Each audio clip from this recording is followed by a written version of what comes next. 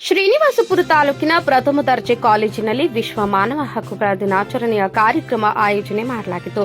ರಾಷ್ಟ್ರೀಯ ಮಾನವ ಹಕ್ಕುಗಳ ಜಾಗೃತಿ ಹಾಗೂ ಭ್ರಷ್ಟಾಚಾರ ನಿರ್ಮೂಲನೆ ಸಂಸ್ಥೆ ವಿಶ್ವ ಮಾನವ ಡಾ ರಾಜ್ಕುಮಾರ್ ಜನಸೇನಾ ಫೌಂಡೇಶನ್ ಆಯೋಗದ ತಾಲೂಕು ಅಧ್ಯಕ್ಷರಾದಂತಹ ಕಾರ್ತಿಕ್ ಅವರ ನೇತೃತ್ವದಲ್ಲಿ ಕಾರ್ಯಕ್ರಮವನ್ನು ಅದ್ದೂರಿಯಾಗಿ ಆಯೋಜನೆ ಮಾಡಲಾಗಿತ್ತು. ಈ ವೇಳೆ ಕಾರ್ಯಕ್ರಮವನ್ನು ಜ್ಯೋತಿ ಬೆಳಗಿಸುವುದರ ಮೂಲಕ ಉದ್ಘಾಟನೆಯನ್ನ ನೆರವೇರಿಸಿ ಮಾತನಾಡಿದ ಉಪ ಪೊಲೀಸ್ ವರಿಷ್ಠಾಧಿಕಾರಿ ಕುಮಾರಿ ಮನೀಶ್ ಅವರು, ಇಂದು ವಿಶ್ವ ಮಾನವ ಹಕ್ಕುಗಳ ದಿನಾಚರಣೆಯನ್ನು ಆಚರಿಸಲಾಗುತ್ತಿದ್ದು, ಪ್ರತಿಯೊಬ್ಬ ಮಾನವನಿಗೂ ಆತನ ಹಕ್ಕುಗಳ ಅವಶ್ಯಕತೆ ಮುಖ್ಯವಾಗಿದೆ ಹಾಗೂ ಇದು ಮೊದಲು ಹಕ್ಕಾಗಿದೆ.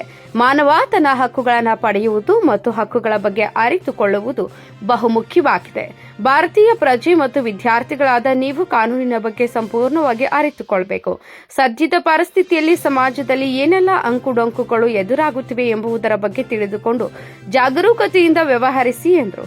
ಕಾರ್ಯಕ್ರಮದಲ್ಲಿ ಪ್ರಥಮ ದರ್ಜೆ ಕಾಲೇಜಿನ ಪ್ರಾಂಶುಪಾಲ ಸನ್ನೀರಯ್ಯ, ರಾಷ್ಟ್ರೀಯ ಮಾನವ ಹಕ್ಕುಗಳ ಜಾಗೃತಿ ಹಾಗೂ ಭ್ರಷ್ಟಾಚಾರ ನಿರ್ಮೂಲನೆ ಸಂಸ್ಥೆಯ ಅಧ್ಯಕ್ಷ ಶಿವಕುಮಾರ್ ಗೌಡ, ಡಿವೈಎಸ್ಪಿ ಕುಮಾರಿ ಮನೀಶ್, ಐಪಿಎಸ್ ತಹಸೀಲ್ದಾರ್ ಸುಧೀಂದ್ರ, ತಾಲೂಕು ಅಧ್ಯಕ್ಷ ಕಾರ್ತಿಕ್, ಇತರೆ ಅತಿಥಿಗಳು ಹಾಗೂ ಕಾಲೇಜಿನ ಉಪನ್ಯಾಸಕರು ಮತ್ತು ವಿದ್ಯಾರ್ಥಿಗಳು ಹಾಜರಿದ್ದರು. ನಿರಂತರ ನಿಮ್ಮ ಮುಂದೆ ಜನಸೇನಾ ಕರ್ನಾಟಕ ಟಿವಿ.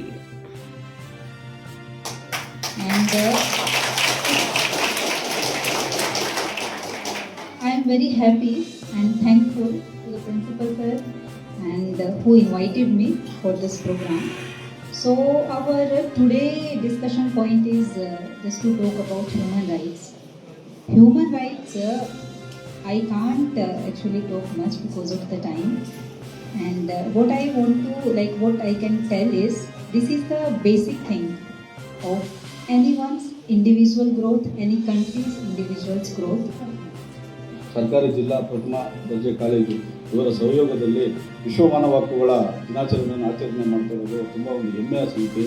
ಅದು ನಮ್ಮ ಜಿಲ್ಲಾ ಕೇಂದ್ರದಲ್ಲಿ ಆಗಬೇಕಾಗಿತ್ತು. ಆದರೆ ನಮ್ಮ ತಾಲೂಕು ಅಧ್ಯಕ್ಷರು ಕಾರ್ತಿಕ್ ಇಲ್ಲ ನಮ್ಮ ಇದರಲ್ಲಿ ಮಾಡೋಣ, ಒಂದು ಅರಿವು ಮೂಡಿಸೋಣ, ಕನ್ನಡ ಮೂಲಭೂತ ಸೌಕರ್ಯಗಳ ಬಗ್ಗೆ ಆಗಲಿ, ವಿದ್ಯಾರ್ಥಿಗಳ ಬಗ್ಗೆ ಆಗಲಿ ಅಂತ ಅವ್ರು ಹೇಳಿದಾಗ ನಾವು ಆಯಿತು ಮಾಡೋಣ ಅಂತ ಹೇಳ್ಬಿಟ್ಟು ನಾವು ಬಂದಿದ್ದೀವಿ. ಏನೋ ಬಂದಿರೋದಕ್ಕೆ ಇಲ್ಲಿ ಒಂದು ಕಾರ್ಯಕ್ರಮ ಮಾಡಿರೋದ್ರಿಂದ ಒಂದು ಒಳ್ಳೆಯ ಉದ್ದೇಶ ಆಯಿತು ಅಂದರೆ ಸರಿ ಹೋಗ್ತದೆ.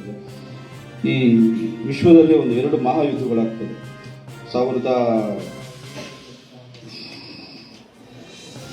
1914ರಿಂದ 18ರವರೆಗೂ ನಡೀತದೆ.